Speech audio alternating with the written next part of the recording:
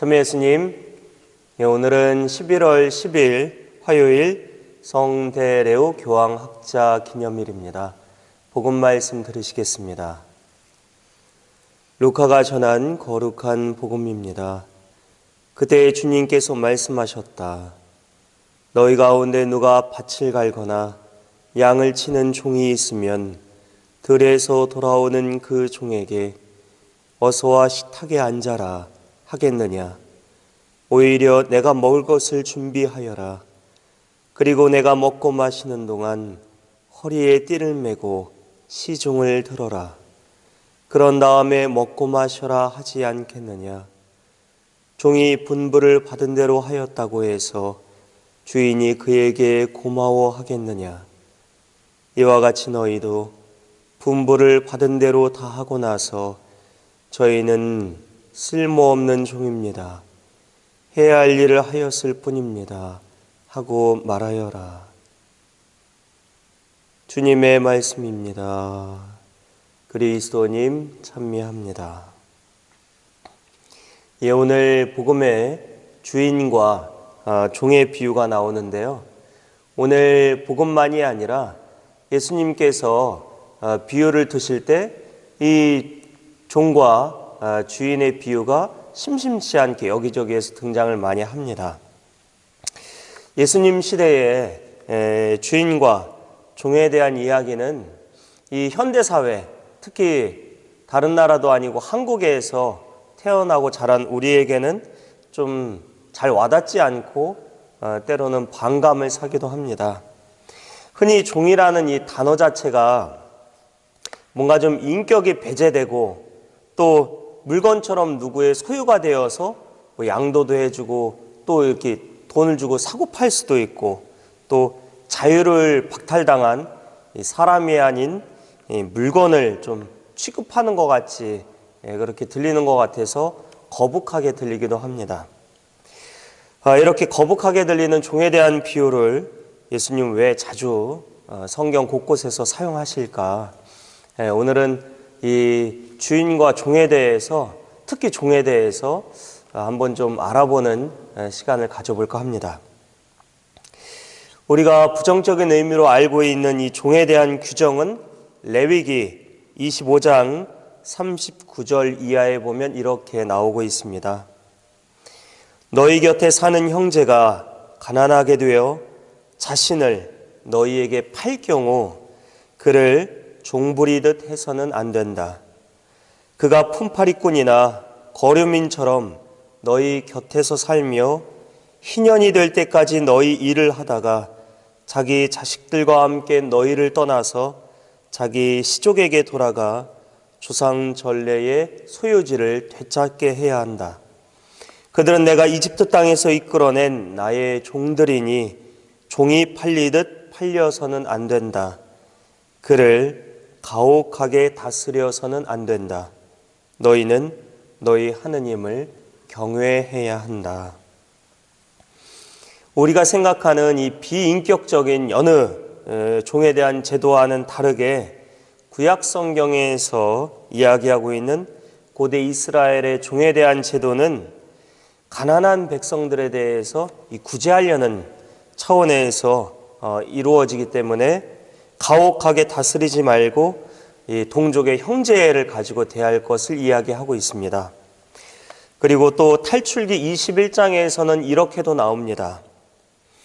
너희가 히브리인을 종으로 샀을 경우 그는 6해 동안 종살이하고 7째 해에는 대가 없이 자유로운 몸으로 풀려나간다. 6년 동안 일을 했으면 7년째 희년이 될 때에는 풀어주라는 것이죠. 자유의 몸으로 영영 이 종으로 삼는 것이 아니라. 근데 그 탈출기 뒷부분을 보면 이 세부 규정이 나오는데 무조건 자유의 몸으로 내보내는 건 아니에요. 단서가 달리는데 이 종이 되기 전에 이거 무슨 그 혼인법 따지는 것 같은데 종이 되기 전에 부부였으면 같이 들어온 거죠. 종이 될 때. 그러면 7년째 될 때 같이 나갈 수가 있어요. 자유의 몸으로. 그런데 처음에 그냥 혼자서 종으로 들어왔는데 주인이 이제 종한테 짝꿍을 붙여줬어요. 이제 부부가 된 거죠. 그러면 그리고 이제 자식도 낳고 했으면 7년째 됐을 때 본인은 나갈 수가 있는데 부인하고 자식을 데리고 나갈 수는 없어요. 좀 잔인하게 느껴지죠? 왜 그랬을까? 내보내주려면 속 시원하게 다 내보내주지. 근데 이게 알고 보니까 다 같이 나가면 종이 6, 7년 동안 이만큼 벌어갖고 나가는 게 아니었기 때문에 그 가족이 자립할 수 있는 처지가 못 됐었기 때문에 주인이 그 가족들을 보호하기 위한 조치였었다라고 합니다. 그러나 이 7년 차에 자유의 몸이 될 수 있는 그 종이 자유를 누리지 않고 그 가족을 위해서 또 주인을 위해서 그 집에서 종살이를 계속 하겠노라 라고 맹세를 하면 그 종은 문설주에 자기의 귀를 대고 뚫고 종신토록 그의 주인을 섬길 수 있었다라고 합니다. 가족하고 그냥 계속 잔류를 하는 거죠. 그 집에서 먹고 사는데 지장이 없으니까. 이런 구약의 전통은 신약에 가서도 바오로 사도가 이야기한 것과 잘 연관이 됩니다. 고린토 1서 7장 20절 이하에 저마다 부르심을 받았을 때의 상태대로 지내십시오. 그대가 부르심을 받았을 때의 종이었습니까? 그것에 마음을 쓰지 마십시오. 자유인이 될 수 있다 하여도 오히려 지금의 상태를 잘 이용하십시오. 주님 안에서 부르심을 받은 종은 이미 주님 안에서 해방된 자유인입니다. 마찬가지로 부르심을 받은 자유인은 그리스도의 종입니다. 하느님께서 값을 치르고 여러분을 속량해 주셨습니다. 사람의 종이 되지 마십시오. 형제 여러분, 저마다 부르심을 받았을 때의 상태대로 하느님과 함께 지내십시오. 구약에서 종이 자유의 몸이 되어도 자유를 포기하고 주인의 종으로 남기로 한 데에는 본인만 생각했으면 그냥 나갔겠죠. 근데 가족에 대한 사랑과 또 헌신하고자 하는 마음, 또 그동안 또 주인이 베풀어준 은혜에 대한 고마움, 이런 여러 가지가 남아서 그 집에 이제 남게 되는 것이었겠죠. 진정한 자유는 마음대로 하는 방종이 아니라 사랑하는 사람에게 구속될 때 느끼는 자유도 큽니다. 그래서 바오로 사도는 주님 안에서 부르심을 받은 자는 세상에서는 종일지라도 주님께 속한 자유인이라는 역설적인 표현을 하고 있는 것입니다. 그런 의미에서 우리는 이 하느님께 자유롭게 되라고 종으로 부르심을 받았습니다. 구약 성경에서 이 종은 위대한 인물들에게 붙여지는 칭호와 같았습니다. 아브라함, 이삭, 야곱, 모세, 여호수아, 욥, 이사야 예언자, 그 밖에 등등 선지자들, 예언자들. 예를 들어서 여호수아 1장 2절에 나의 종 모세가 죽었다. 그러니 이제 너와 이 모든 백성은 일어나 저 요르단을 건너서 내가 이스라엘 자손들에게 주는 땅으로 가거라 하면서 모세를 당신 종으로 말씀하셨고, 이사야서 49장 이하에 주님의 종 둘째 노래에서는 너는 나의 종이다. 이스라엘아, 너에게서 내 영광이 드러나리라. 그분께서는 야곱을 당신께 돌아오게 하시고 이스라엘이 당신께 모여들게 하시려고 나를 모태에서부터 당신 종으로 빚어 만드셨다. 나는 주님의 눈에 소중하게 여겨졌고 나의 하느님께서 나의 힘이 되어주셨다 라고 하면서 이사야 예언자를 당신 종으로 빚어 만드셨고 그에게 힘이 되어주시면서 당신의 영광이 드러나실 거라고 이야기하고 있습니다. 이사야 예언자처럼 우리도 주님께서 빚어 만드신 그분의 종으로서 그분의 영광이 우리를 통해서 드러나게 될 것입니다. 루카복음 1장 38절에서 성모님도 이렇게 유명한 고백을 하셨죠. 보십시오. 저는 주님의 종입니다. 말씀하신 대로 저에게 이루어지기를 바랍니다. 라고 하시면서 스스로를 주님의 종으로 낮추면서 말씀하셨고, 또 시메온도 아기 예수님을 두 팔에 예루살렘에서 받아 안고 하느님을 찬미하면서 주님, 이제야 말씀하신 대로 당신 종을 평화로이 떠나게 해주셨습니다 라고 고백하고 있습니다. 대그레고리오 교황님도 하느님의 종들의 종이라는 표현을 처음으로 사용하셨고, 요한 바오로 2세 교황님도 이 뜻을 따라서 어딜 가나 방명록에 하느님의 종들의 종, 교황님들이 흔히 쓰시는 칭호가 됐죠. 성인으로 시성이 되기 전에 첫 번째 단계로 하느님의 종이라는 표현을 씁니다. 그 다음 가경자, 그 다음 복자, 그 다음 이제 성인, 네 가지 그 단계 중에 첫 번째를 하느님의 종이라고 표현하는데, 성인으로 시성되기 전에 이 첫 번째 단계로 하느님의 종이라는 표현을 사용하는 것도 성인의 삶은 하느님의 종으로 살아가는 것이라는 사실을 이야기하고 있는 것이 아닌가 생각이 듭니다. 마르코복음 10장 35절 이하에서 제베데오의 두 아들 야고보와 요한이, 또 마테오복음 20장 20절 이하에서는 제베데오의 두 아들의 어머니가 자기 아들들이 예수님 영광의 때에 각각 오른쪽과 왼쪽에 앉게 해달라고 청했다가 예수님께 이런 말씀을 듣게 됩니다. 너희 가운데 높은 사람이 되려는 이는 너희를 섬기는 사람이 되어야 한다. 너희 가운데 첫째가 되려는 이는 모든 이의 종이 되어야 한다. 사실 사람의 아들은 섬김을 받으러 온 것이 아니라 섬기러 왔고, 또 많은 일의 몸값으로 자기 목숨을 바치러 왔다. 예수님이 주인이 되셔서 우리에게 복종하라고 종과 주인의 비유를 드시는 것이 아니라는 것이 성경 여기저기에서 드러납니다. 오히려 예수님은 섬김을 받으러 온 것이 아니라 섬기러 왔다고 분명히 말씀하셨고, 또 그렇게 사셨습니다. 루카복음 22장 27절에서는 예수님이 또 이렇게 말씀하십니다. 누가 더 높으냐? 식탁에 앉은 이냐? 주인이냐? 아니면 시중 들며 섬기는 이냐? 종이냐? 말씀하시는 거죠. 식탁에 앉은 이가 아니냐? 주인이 더 높다라는 얘기죠. 그러나 나는 섬기는 사람으로 너희 가운데 있다 라고 당신의 어떤 입장을 분명하게 표시를 하셨어요. 난 주인으로 온 게 아니다라고. 예수님은 순환당하시기 전에 제자들의 발을 낮은 자세로 씻어주시고 끝까지 섬기는 종의 모습으로 살다가 가셨습니다.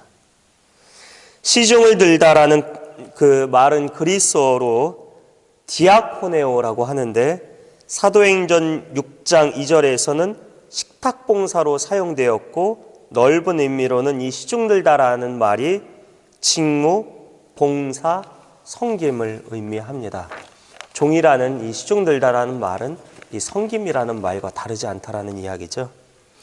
요한복음 15장 15절, 오늘 성경 비유를 엄청 많이 드는데, 성경은 성경으로 이렇게 풀이할 때 가장 의미가 있어요. 다른 예화도 좋지만 요한복음 15장 15절에 나는 너희를 더 이상 종이라고 부르지 않는다. 종은 주인이 하는 일을 모르기 때문이다. 나는 너희를 친구라고 불렀다. 내가 내 아버지에게서 들은 것을 너희에게 모두 알려주었기 때문이다 라는 말씀처럼 예수님은 우리를 종이라고 부르지 않으셨다라고 하고 친구라고 부르셨다라고 성경에서 이야기하고 계시고, 정작 당신이 우리 종으로 사셨습니다.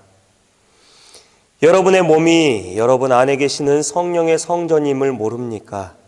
그 성령을 여러분이 하느님에게서 받았고, 또 여러분은 여러분 자신의 것이 아님을 모릅니까? 마치 종이 주인의 것이듯 하느님께서 값을 치르고 여러분을 속량해 주셨습니다. 그러니 여러분의 몸으로 하느님을 영광스럽게 하십시오. 이 고린도일서 6장 19절에서 20절의 이 말씀처럼 주님께서 종인 우리의 몸값을 치르시고 우리를 속량해 주시는 대신에 당신 스스로 종이 되셨습니다. 그래서 로마서 14장 8절의 말씀처럼 우리는 살아도 주님을 위하여 살고 죽어도 주님을 위하여 죽습니다. 그러므로 우리는 살든지 죽든지 주님의 것입니다. 인간은 세상에서 무언가의 종으로 어딘가에 예속되어서 살아갑니다. 돈, 명예, 또 자녀, 부모, 배우자, 우리는 무엇을 위해서 살고 있고 또 무언가의 종으로 예속되어서 살고 있습니까? 결국 종이란 우리가 주님의 것이라는 이야기입니다. 주님에서 이 주자가 이미 주인 주자이지 않습니까? 누구는 또 술주자로 해석하기도 하는데 주인 주자입니다. 주님을 주님으로 고백하는 까닭은 우리가 그분의 것이며 그분께서 원하시는 일을 하고 살아갈 때에 의미가 있을 겁니다. 종이 오늘 복음에서처럼 밭을 갈고 양을 치고 돌아와서 주인의 시중을 들 때 종으로서 노릇을 제대로 하듯이 우리가 하느님께서 원하시는 일을 할 때, 주님께서 원하시는 일을 제대로 하면서 살아갈 때 종으로서 우리의 노릇을 제대로 하는 것이 될 것입니다. 내가 소유한 재산이나 자녀가 또 내 목숨이 영영 내 것이 아니라 결국에는 주인이신 주님께 다시 또 돌아갈 것입니다. 주인과 종의 비유는 늘 우리를 교만에서 멀리하고 잃어버린 겸손함을 되찾을 수 있도록 도와주는 복음이 됩니다. 오늘 복음 속의 주인과 종에서 누가 진짜 종일까? 우리가 주님으로 고백하지만 정작 주님은 우리의 종이 되셨고 우리는 그분 위에 군림하면서 살아가기도 합니다. 로마서 1장 1절 바오로 사도가 그리스도 예수님의 종으로서 사도로 부르심을 받고 하느님의 복음을 위하여 선택을 받은 바오로가 이 편지를 씁니다 라고 바오로 사도도 스스로를 종이라고 낮추고 있고, 또 고린토일서 3장 23절에 여러분은 그리스도의 것이고 그리스도는 하느님의 것입니다 라는 말씀처럼 우리는 결국 주님의 것이고 주님의 보살핌과 그분의 힘으로 살아가는 존재라는 것을 잊지 않기로 합시다. 오늘 성경 구절들을 많이 제가 이렇게 말씀드렸는데 성경 여기저기에 우리가 종이라는 것, 그리고 하느님 것, 하느님의 예속되어서 하느님의 것으로 살아간다는 것이 한두 군데도 아니고 구약 성경에서부터 계속 나온다라는 이 사실들을 여러분들한테 말씀드리고 싶었어요. 다볼사이버 성당 유튜브 시청자분들과 대살림 회원 여러분, 또 잠봉 코리아와 잠봉 아메리카 여러분들도 주님의 것으로서 그분의 보호 아래 있기를 바라면서 오늘은 우리 같이 찬양하는 이영진 가브리엘 형제의 나는 주의 것이다, 주의 것이라 라는 성가를 준비했습니다. 끝까지 갈라티아서 2장 20절에 이제는 내가 사는 것이 아니라 그리스도께서 내 안에 사시는 것입니다. 내가 지금 육신 안에서 사는 것은 나를 사랑하시고 나를 위하여 당신 자신을 바치신 하느님의 아드님에 대한 믿음으로 사는 것입니다 라는 말씀처럼 주님의 것으로 살아가기 위한 마음으로 이 성가를 함께 들어봅시다. 네, 고맙습니다.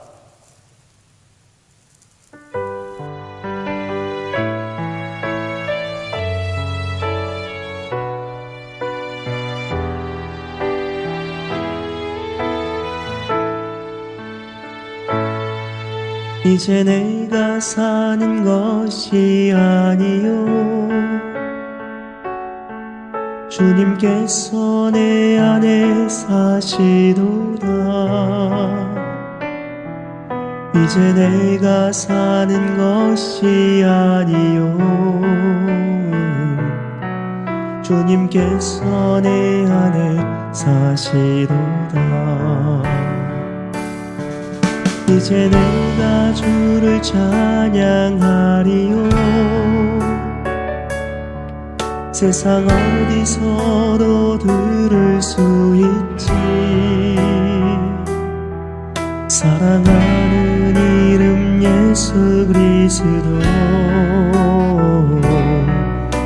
주님께서 내 안에 사시도다.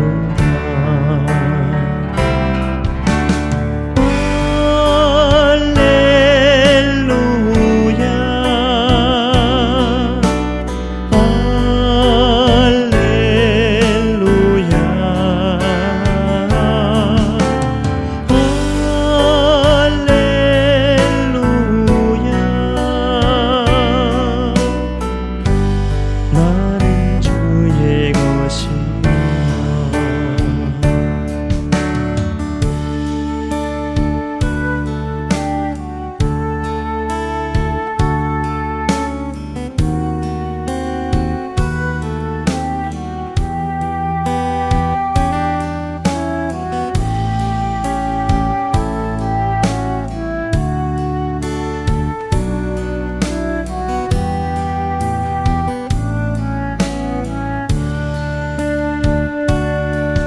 이제 내가 주를 찬양하리요. 세상 어디서도 들을 수 있지. 사랑하는 이름 예수 그리스도, 주님께서 내 안에 사시도다.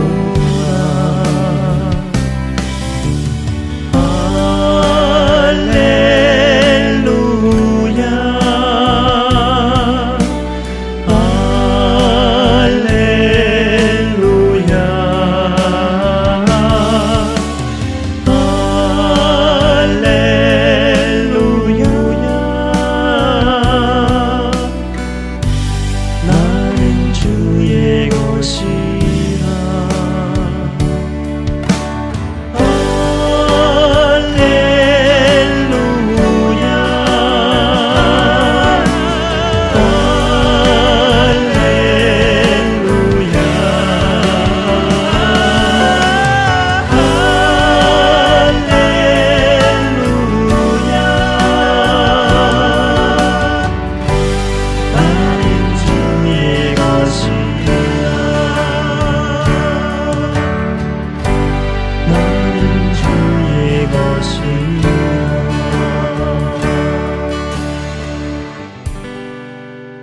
나는 주의 것